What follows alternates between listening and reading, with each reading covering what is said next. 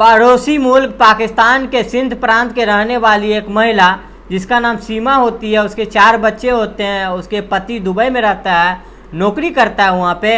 इसी बीच उस लड़की को, उस महिला को भारत के रहने वाले सचिन कुमार से प्यार हो जाता है। और जब सचिन से प्यार होता है तो उस महिला ने नेपाल के रास्ते से भारत में एंट्री करती है और अपने बच्चों को भी साथ ले आती है। 4 बच्चों को साथ लाती है और वो आराम से रह रही थी। जब ये मामला सोशल मीडिया पे वायरल हो जाता है तो पुलिस एक्टिव हो जाता है और आखिरकार उस महिला को, उस बच्चे को जहाँ पे रुकी थी उसको हिरासत में ले लिया जाता है पुलिस के द्वारा। और जो कानूनी कार्रवाई होती है, कानूनी कार्रवाई करता है और कानूनी कार्रवाई करने के बाद जमानत मिल जाता है उस महिला को। और हर के जुबान पे यही बात था कि महिला आखिर भारत आई कैसे 4 बच्चों के साथ, ऐसे क्यों नहीं पकड़ा गया। तमाम तरह की बातें चल रहा है। बहुत सारे लोग ऐसे जो बोलता है कि इसे पाकिस्तान भेजना चाहिए, बहुत सारे लोग ऐसे हैं जो बोलता है क्या परेशानी है, क्या प्रतिक्रिया है। जब इतने लोग हैं तो ये भी रह जाएगा तो क्या जाएगा। अब इस मामला को कोर्ट में विचाराधीन चल रहा है कि ये महिला जाएगी या नहीं जाएगी। लेकिन कई बार देखने में लगता है कि पुलिस कठपुतली की तरह काम करती है, कोई पुलिस को चूना लगा के चला जाता है। इस मामले में ऐसा महसूस होता है कि सीमा हैदर ने पुलिस को चूना लगा दिया है और 1 साल से ज़्यादा हो गया है और वो अभी तक भारत में ही रुकी हुई है। ये जाएगी भी या नहीं जाएगी इसका कुछ नहीं कह सकते हैं। लेकिन सीमा हैदर ने जो अपनी फैन फॉलोइंग लगातार बढ़ा दी है, चाहे सोशल मीडिया के अलग अलग प्लेटफॉर्म हो, यूट्यूब हो, फेसबुक हो, चाहे इंस्टाग्राम हो, जहाँ देखो वहाँ पे सीमा हैदर छाई हुई है। 1 साल से ज़्यादा हो गया है, ऐसा बताता है कई मीडिया रिपोर्ट के द्वारा। वो लाखों रुपये कमाता है। कोई बात नहीं, कमा रही है, लेकिन ऐसे ही जैसे सीमा हैदर जैसे बहुत वायरल हो जाती है, हर किसी के जुबान पे चढ़ जाती है, ऐसे ही बिहार का एक लड़का जो 2 लाख रुपया दे के IPS ऑफिसर बन जाता है। ये मामला सोशल मीडिया पे वायरल हो जाता है। पुलिस के सामने भी ये कहानी सुनाता है, जैसे कहानी ये पुलिस सुनती है, पुलिस को दया आ जाता है, पुलिस वहीं पे थाने से जमानत दे दिया जाता है। लेकिन इसके बाद जो पुलिस की जांच जो सामने आती है तो वो वाकई हैरान कर देने वाली होती है। आज की कहानी यही समझने की कोशिश करेंगे कि आखिरकार वो 2 लाख रुपये में वो जो लड़का IPS ऑफिसर बन जाता है और बाद में पता चलता है कि ये फर्जी IPS ऑफिसर है। इसी कहानी के माध्यम से आज इसी के बारे में बारीकी से जानने की कोशिश करेंगे। जय हिंद, जय भारत, जय माता दी। जो आज की सच्ची घटना मैं सुनाने जा रहा हूँ, यह सच्ची घटना शुरू होती है बिहार प्रदेश के एक जिला जमुई से। थाना सिकंदरा का एक चौराहा, 20 सितंबर 2024 की बात है। एक लड़का जिसकी उम्र लगभग 18 से 19 साल होगी, पहले वो जलेबी खाता है और जलेबी खाने के बाद वो इंतजार कर रहा था समोसे का। समोसे गरम गरम तले जा रहे थे। लोगों की नज़र जब उस लड़के पे पड़ता है तो वह टकटकी लगा के देख रहा था और देखते देखते उस लड़के की तरफ भीड़ जुट जाता है। लगभग 2 लाख रुपये की एक बाइक होती है उसके पास और वो बाइक के साथ वो खड़ा था और एक अधिकारी यानी IPS अधिकारी की वर्दी पहनी हुई थी। तभी एक आदमी 112 नंबर पे कॉल करता है और जैसे ही 112 नंबर पे कॉल होता है तो कंट्रोल रूम से 2 पुलिस वाले को भेजा जाता है। एक का सतेंद्र नाम का पुलिस वाले होता है और एक जो है नीतू कुमारी सिपाही होती है, उसको भेजा जाता है। दोनों मौके पर जाते हैं, जाके देखते हैं जैसे लोग हैरान थे इस लड़के को देख के, वैसे ही ये पुलिस वाले भी देख के हैरान हो जाते हैं। दरअसल एक लड़का है जिसकी उम्र 18 से 19 साल होगी लगभग। इससे पहले कि नाम वगैरह पूछा जाता तो पुलिस वाले देखते हैं कि उसके सर पे कैप लगा हुआ है जिसपे IPS ऑफिसर लिखा हुआ है और साथ ही इसके सीने पर देखता है तो नेम प्लेट लगा होता है और नेम प्लेट पे मिथिलेश कुमार लिखा होता है और साथ ही 3 स्टार है और स्टार के बगल में भी कंधे पर जो बैच लगा उस पर IPS लिखा हुआ है। उसे पूछा जाता है, वो अपने बारे में बताता है, उसका नाम मिथिलेश कुमार है। वो पुलिस वाले उसके कहानी सुनने के बाद डायरेक्ट थाने लेके जाता है। वो थाने में आता है और आने के बाद पुलिस को कहानी सुनाता है। वो कहता है कि जमुई जिले का एक खेरा थाना लगता है, वहाँ के रहने वाला एक व्यक्ति जिसका नाम विजय सिंह होता है, उसको एक तालाब में मिलता है। वो जब तालाब में मिलता है तो वो बोलता है कि पुलिस में एक वैकेंसी खाली है, एक व्यक्ति मर गया है, उसकी जगह तुम्हारी नौकरी लग जाएगी, इसके लिए तुमको 2 लाख रुपये खर्च करने पड़ेंगे। वो लड़का बोलता है कोई दिक्कत नहीं, अगर नौकरी मिल जाएगी तो इससे अच्छी क्या बात होगी। वो अपने परिवार का साथ देगा और उसका जो भी मदद कर सकता है मदद करेगा, और 2 लाख रुपये दे दिए जाते हैं। और 2 लाख रुपये के बाद इसके बदले में उसको वर्दी दी जाती है, और वर्दी के साथ साथ जो भी ज़रूरी चीज़ें होती है वो दिए जाते हैं, और साथ एक पिस्टल दिया जाता है। लेकिन वो पिस्तौल जो असली नहीं होता है, नकली होता है, जिसे लाइटर वगैरह जलता है। पुलिस वालों को जब ये कहानी सुनाई जा रही थी, पुलिस वाले को लगता है कि ये लड़का कितना सीधा बच्चा है, इसके साथ कैसे कोई इस तरह से ठग सकता है, और उसके साथ अवध से पेश आ रहे थे। जब उसको घर आता है तो आइए साहब करके बुलाया जाता है, एक IPS ऑफिसर के तरफ से ट्रीट किया जाता है। उसके सादगी पे लोग बड़े खुश थे। इसी बीच में उसे पूछता है कि तुम्हारा असली नाम क्या है, तुम कहाँ के रहने वाले हो। वो बताता है कि मेरा नाम मिथिलेश कुमार है, जो कि लखीसराय जिले का एक थाना लगता है, हलसी का गांव लगता है, गोवर्धन बीघा, वहाँ का वो रहने वाला हूँ।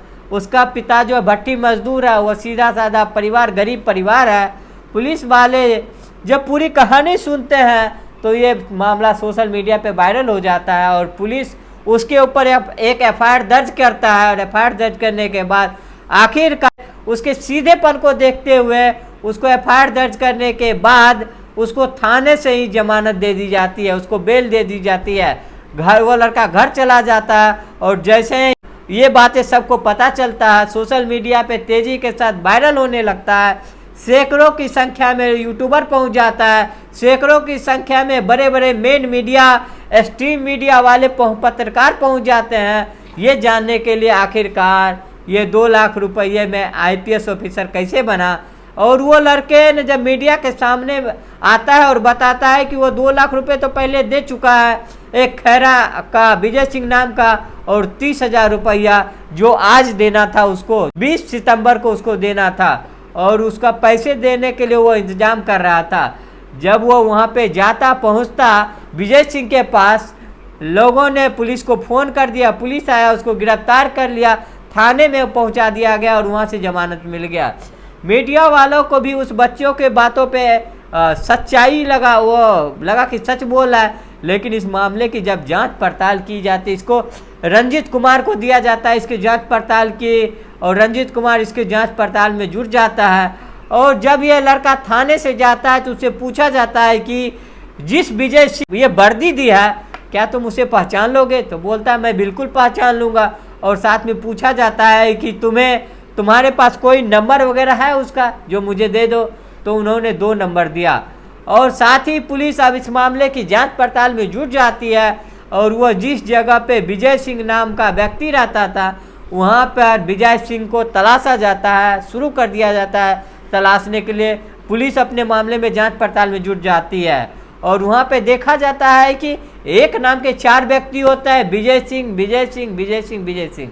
और अब सभी विजय सिंह को थाने लेके आता है कि आपसे पूछताछ करने आप थाने चलिए, आपको एक व्यक्ति है जिसको दिखाने हैं, क्या वाकई में तुम लोग जो है 2 लाख रुपये लिए हो एक व्यक्ति से फर्जी IPS बनाने के लिए।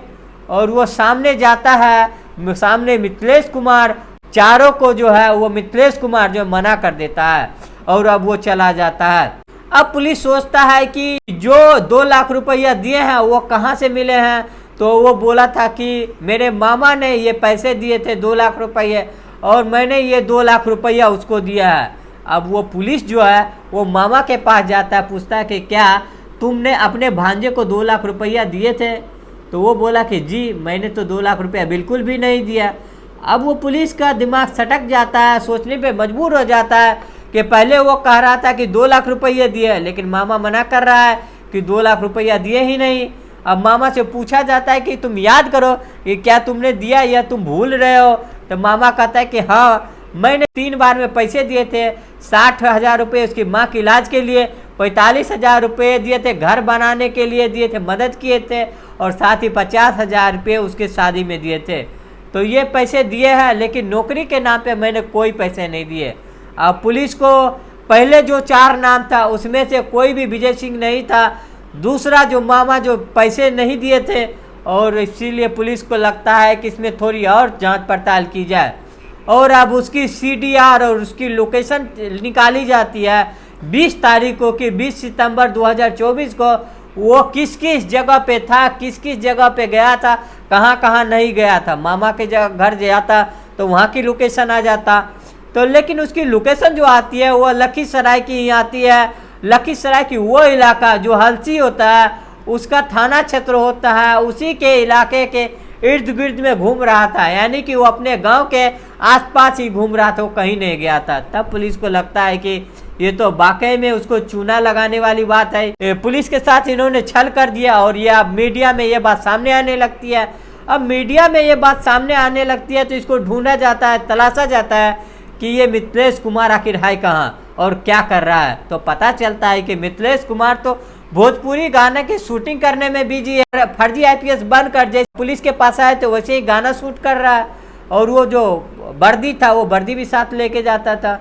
और उसकी कुछ वीडियो जो है सोशल मीडिया पे वायरल हो रही थी, थाने की या थाने ले जाते हुए बातचीत करते हुए, वही वीडियो जो है उस गाने के साथ अटैच कर दिया जाता है ताकि लोगों को लगे कि ये जीवंत लगे कि हाँ जो भी हुई है ऐसे ही हुआ है। और वो गाना भी वायरल हो जाता है, 1 मिलियन से ज़्यादा लोग उसको देख भी लेते हैं। अब कहीं ना कहीं मिथिलेश कुमार को लगने लगता है कि अब सोशल मीडिया तो बहुत अच्छा है, क्योंकि कई लड़की कई महिला कोई रास्ते में मिल रहा है तो उसको रोक रहा है कि आप तो फर्जी IPS है, तो उसे खुश हो जाता है, उसके साथ सेल्फी लेते हैं, कुछ लोग रील बनाते हैं, कुछ लड़कियां रील बनाती है, यानी कि अब उसके साथ ऐसा व्यवहार किया जा रहा है जैसे कि वो एक बड़ा स्टार हो।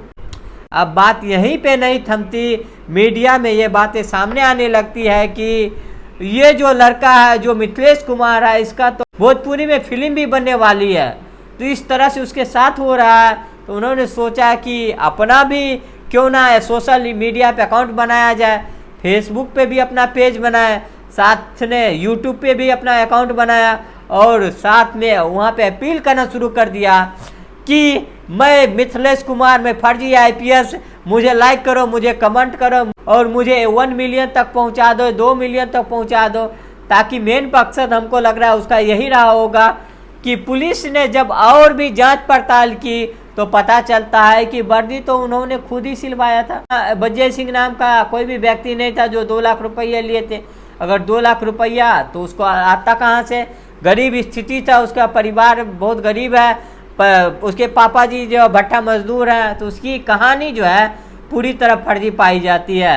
यानी कि एक लड़का जो पूरी तरह इनोसेंट बनता था, जिसकी हाई स्कूल पास आउट है, जो ज़्यादा पढ़ा लिखा भी नहीं है, और इस तरह से पुलिस को भी चूना लगा देता है, और साथ ही पब्लिक जो उसको लगातार देख रही है उसकी सादगी को भी पता नहीं क्या इसके साथ कुछ हो ना जाए, गलत हो जाए, सिंपैथी के साथ जुड़ा हुआ था। जब यह मीडिया जब अधिकारी के पास जाते हैं, पूछते हैं कि साहब अब इसके मामले में क्या चल रहा है, तो अधिकारी मजबूर हो जाते हैं बोलने में कि मामले की जांच की जा रही है, ज़रूरत पड़े तो मिथिलेश कुमार को गिरफ्तार भी किया जाएगा और उसको जेल भी भेजा जाएगा। अब देखने वाली बात यह है कि ये जेल जाएगा या नहीं जाएगा। जिस तरह की लगातार ये एक के बाद एक झूठ बोल रहा था, काश ये पहले दिन ये बोल देता कि मैं तो बस एक एक्टिंग कर रहा था और एक्टिंग के हिसाब से ही मैंने वर्दी सिलवाया, तो कहानी नहीं बनवाता तो शायद हो सकता है कि वो उसके खिलाफ कार्रवाई ना होता। और अगर ऐसा नहीं करता तो वो सोशल मीडिया पे हाईलाइट भी नहीं होता। कुछ लोग सोशल मीडिया पे हाईलाइट होने के लिए किसी हद तक जा सकता है और जा रहा है। और जैसे कि पाकिस्तान की रहने वाली सीमा हैदर अपने 4 बच्चों के साथ पाकिस्तान से हिंदुस्तान आ जाती है और उत्तर प्रदेश का एक रघुपुरा जगह है वहाँ पे वो रहने लगती है, और वो सोशल मीडिया पे अलग अलग प्लेटफॉर्म पे अकाउंट बनाती है और रातों रात वायरल हो जाती है, और रातों रात उसकी फैन फॉलोइंग बढ़ने लगती है। और अब बड़ी संख्या में लोग कहती है कि उसकी खिलाफ कार्रवाई होनी चाहिए, उसको वापस पाकिस्तान भेज देना चाहिए। लेकिन कई बार ऐसा लगता है कि पुलिस भी ठगी जाती है, जैसे कि सीमा हैदर बारे में भी 1 साल से ज़्यादा हो चुका है और पुलिस की तरफ से ऐसा कोई बयान नहीं आया है कि इसको भेजेंगे या नहीं भेजेंगे, क्योंकि मामला शायद कोर्ट में विचाराधीन चल रहा है। कोर्ट की मामले तो आपको पता ही है, सालों साल विचाराधीन चलते ही रहता है, सिविल की तरह चलते रहते हैं। सिविल के जो मुकदमे होते हैं, लोग बूढ़े हो जाते हैं लेकिन आसानी से न्याय की कोई उम्मीद नहीं रखते हैं। जैसे वैसे ही पहले सीमा हैदर थी, अब मिथिलेश कुमार फर्जी IPS बन जाते हैं। अगला नंबर किसका होगा इसके बारे में कुछ नहीं कह सकते हैं। दोस्तों, इस पूरे घटना को सुनाने का उद्देश्य किसी को परेशान करना नहीं है, किसी को दिल दुखाना नहीं है, बल्कि आपको जागरूक करना है, आपको सचेत करना है और आपको बताना है कि आप सही रास्ते पे चला जाए तो ज़िंदगी की रफ्तार भले ही धीमी हो लेकिन दूर तक जाती है। तो इस तरह से शॉर्टकट की जो रास्ते होते हैं ना, वो कई बार सलाखों के पीछे लेके चले जाते हैं। भले ही मिथिलेश कुमार कितने ही चालाकी क्यों ना करे हो, लेकिन बहुत जल्दी थम ही जाएगी।